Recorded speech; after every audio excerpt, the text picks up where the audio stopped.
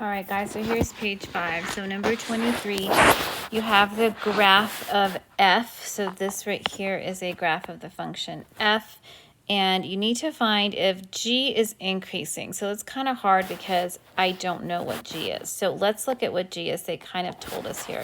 It said that g of x, just reading it right from here, is the integral from -4 to x of f of t.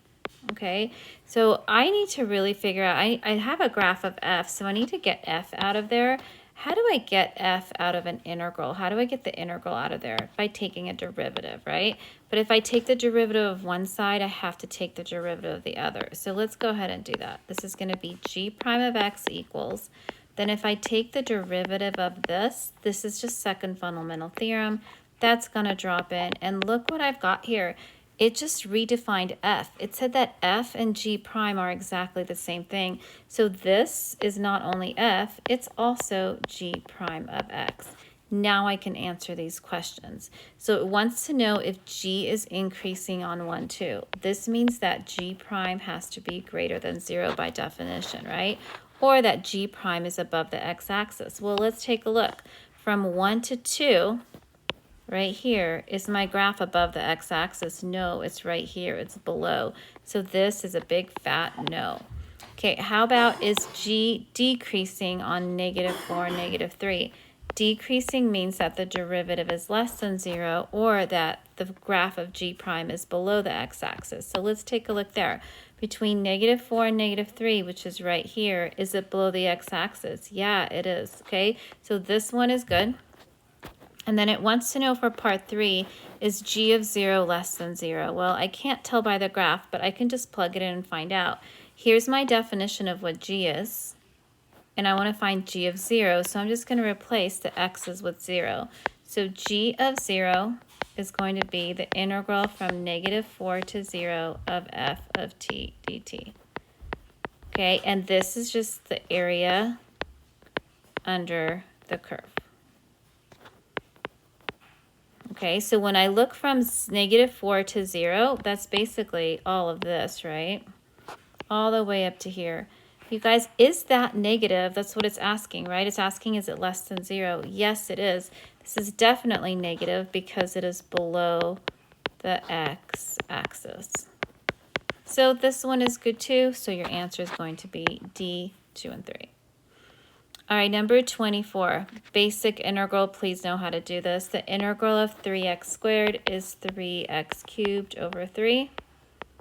The integral of 2x is 2x squared over 2. And then the integral of 3 is just 3x. Simplifying these guys, you're going to end up getting x cubed minus x squared plus 3x. And of course, don't forget your plus c. So that looks like the answer is C. Is that correct? I think so. Okay, number 25. This one's a little tricky one.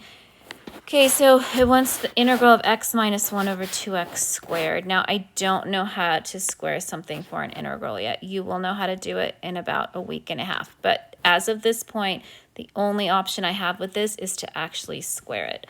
So let's do that. This is the integral of x minus 1 over 2x times x minus 1 over 2x. I'm going to have to multiply this thing out. It is not pretty. So let's FOIL. X times x is x squared. X times negative 1 over 2x. The x's are going to cancel out. We're just going to be left with negative 1 over 2. Then negative 1 over 2x times x. Again, that's just going to be negative 1 over 2. Guys, here's what I'm doing. Negative 1 over 2x times x. Do you see how these x's are canceling out? And you're just left with negative 1 over 2. And then I've got negative 1 over 2x times negative 1 over 2x, which is 1 over, multiply the bottoms there, 4x squared. Okay, now let's simplify this a little bit more. So this is really the integral of x squared minus negative 1/2 minus 1/2 is just negative 1.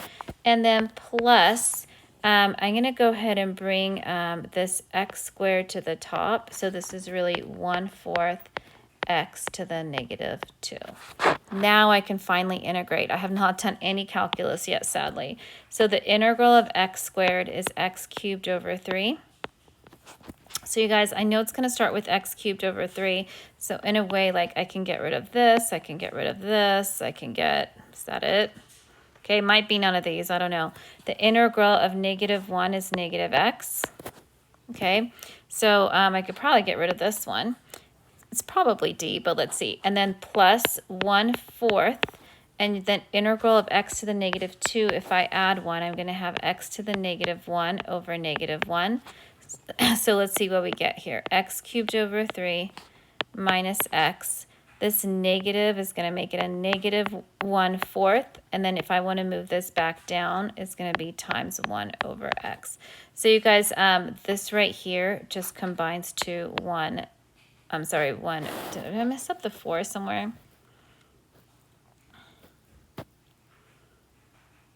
I think, okay, I thought this was the answer, but this is it right here. So that's 1 over 4x. I thought D was the answer. That's not right either, okay? The 4 should be on the bottom. So you guys, this one is none of these. I was like, wait a minute, the answer's not there, but I forgot none of these was one of the answers. All right, number 26, another good one to know. This is the one where you split things up. So let's rewrite it as the integral of 2x over 2x. Plus 1 over 2x. Notice both the 2x and the 1 are getting divided by the 2x, so I just split it up. And this is just going to be 2x over 2x, which is 1, and then I can rewrite this as 1/2 times 1 over x. The reason why I'm doing this and breaking this up, because I like to see that 1 over x all by itself because I know how to integrate that. So the integral of 1 is x, and then I have a 1/2, and then the integral of 1 over x is the ln of absolute value of x plus c. So what is that going to be? It looks like that is a. All right?